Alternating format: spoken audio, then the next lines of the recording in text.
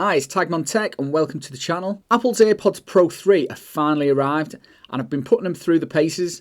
On this hands-on review, I'm going to cover everything from the design, comfort, sound quality, noise cancellation and battery life, Apple's new features and of course the detailed comparisons with the Pro 1s and the Pro 2s to see if they're worth upgrading. Stick around because this could be the biggest leap in in-ear headphones we've ever seen. Let's start with the unboxing. As usual, Apple keeps things pretty minimal. Inside the box you'll find the earbuds in the charging case, paperwork and a full set of tips. Now includes 5 sizes instead of 4, which includes an extra small option. What you won't find is a USB-C cable.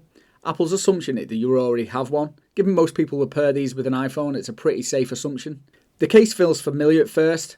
There are small changes, particularly from the first version, but they're very close to the second version. On the case, there is a lanyard loop and a built-in speaker for the case for Find My alerts, and it's surprisingly loud and useful. You will notice that the light is now built behind the case and shines through as opposed to being a standout light. But overall, form and factor is very similar to the previous versions. The Pro 3s themselves look almost identical to the Pro 2s, but Apple has subtly redefined the design. The housing now has reworked vents to improve airflow, and the overall fit feels more secure. This is where I really noticed the difference in comfort. I wore them continuously for 3 hours, and the foam-infused tips adjusted to my ear canal and stayed comfortable the whole time. Compared to the Pro 2 silicone tips, this gives you a better seal and less fatigue on long listening sessions. Now let's talk about what actually is new. The biggest addition is a built-in heart rate sensor. I tested it with a run and synced it with my Apple Fitness within 2 to 3 beats per minute of my Apple Watch, which is fairly impressive accuracy. This means you can track workouts without needing to wear a watch at all, which is a real boon for those who want to be in the Apple Fitness ecosystem but don't want to have to invest in an Apple Watch. The second new feature is live translation. It's still early days for this, but when paired with an iPhone, it allows near real-time translation in your ear. There's about a 1 second delay, but for travel or basic communication, it's genuinely useful.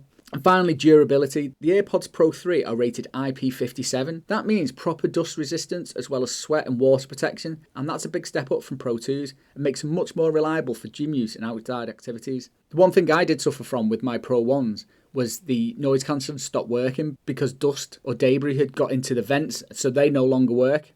So I'm really hoping that this additional durability adds more longevity to the earbuds. Now sound quality is where I noticed a real leap over the Pro 1s and the Pro 2s. Apple's redesigned the acoustic ports and the result is more open and balanced soundstage. Vocals are more natural and bass hits a bit harder but stays controlled, and complex tracks separate beautifully. Listen to orchestral music and instruments felt layered and distinct in a way that the Pro 2s just couldn't quite manage. And some of that's probably aided by the increased noise isolation due to the foam tips on the earbuds. Noise cancelling itself is another area of clear improvement. Apple claims up to twice of effectiveness as the Pro 2s, and in my testing that really holds up. On a noisy train, low-end rumble was almost completely gone, and in a cafe, chatter and clinking faded into the background. Transparency mode has also been redefined. Voices are clearer and loud environmental sounds are softened, making it easier to stay aware without feeling overwhelmed. Battery life has a subtle but meaningful bump. With ANC on, the Pro 3s lasted just under 8 hours in my testing, so it's almost a full working day, and that's about half an hour longer than my Pro 2s. Transparency mode stretches closer to 10 hours, which is a full hour more than the Pro 2. Even if you're using the heart rate sensor during workout, that drops to about 6.5 hours, but that's still pretty solid. I mean, who realistically works out for 6.5 hours? The charging case adds up to 30 hours of total listening time compared to 24 on the Pro 2s, which is effectively an extra day of use. Again, like the Pro 2s, you've got USB-C, and along with MagSafe and QI wireless charging, plus Apple Watch charging compatibility. AirPods are more than just earbuds. They're part of Apple's ecosystem, and that's where the Pro 3 really shines. Switching between iPhone, iPad, Mac is still instant. Spatial audio with head tracking is immersive for movies and gaming. And when that new case speaker makes Find My so much more practical, you'll actually hear your case ringing from across the room.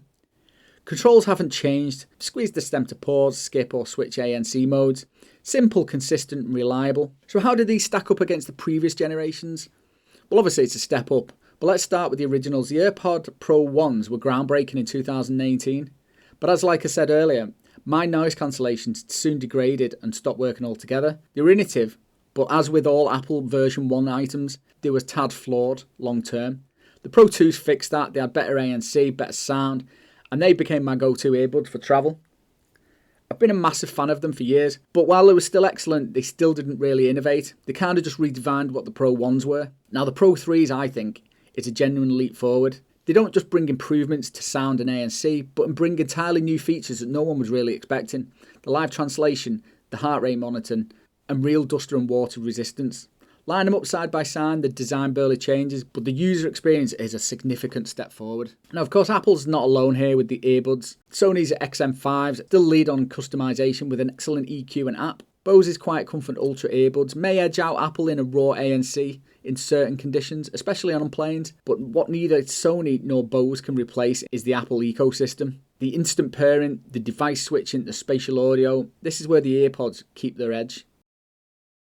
So should you buy the AirPods 3? If you're using the originals, I would say yes, it's a massive upgrade. If you're on the Pro 2, it really depends. If you want the strongest ANC Apple's ever made in an earbud, longer battery life, better durability, and new features like heart rate tracking and live translation, so then yeah, why not? They're decently priced at £230 or $250, which isn't increased from the previous versions, which is great. For me, the AirPods Pro 3s aren't just the best AirPods yet, they're one of the most complete in-ear headphones on the market right now. No earbuds are ever going to be perfect compared to on-ear headphones, but the technology is a genuine leap forward, and that's why I'm going to give them a 9 out of 10 here on Tagmond Tech. I hope you found this review useful. Please think about subscribing and throwing me a like, and I'll see you on the next one.